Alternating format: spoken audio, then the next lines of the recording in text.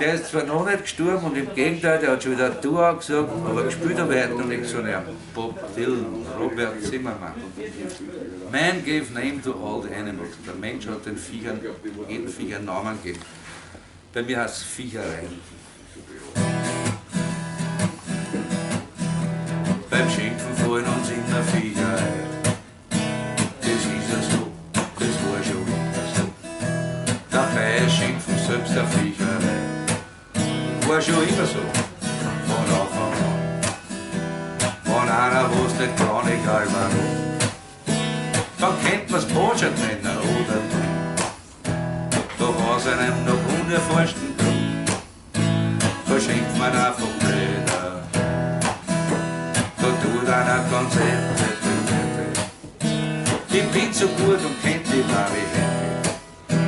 Da nennen sie mit Deutschland vielleicht Stödel. Wir schimpfen mehr nach Tränen. Beim Schimpfen fallen uns immer Viecher ein. Das ist ja so, das war schon immer so.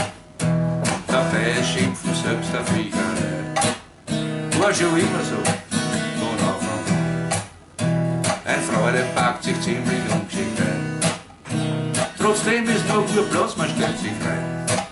Der innere Schweinehund, der lässt uns keine Ruhe. Zumindest denken da mal blöde. Da lebt einer dahin von heute auf morgen. Er hakelt nix und macht sich keine Sorgen. Und eigentlich geht's uns ja gar nichts an. Wir schimpfen, wir haben trotzdem eine faule Sau. Beim Schimpfen fallen uns immer Viecher ein. Das ist ja so, das war schon immer so. Dabei ist Schimpfen selbst eine Viecherei. Das war schon immer so, von Anfang an. Es kommt selbst in den feinsten Kreisen vor, dass sich jemand benimmt, oft wie ein Tor. Du noch am Dialekt darf da nicht sein. Hochdeutsch ist kein korrekt, sie blöde Schwein. Der Tier dort vom Herrgott, der ist groß. Was ist nur mit uns Menschen? Die Antwort drauf, die macht mich ganz betroffen. Wir sind nichts anderes wie blöde Hufen.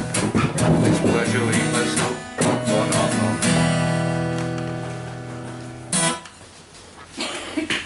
Man gave name to all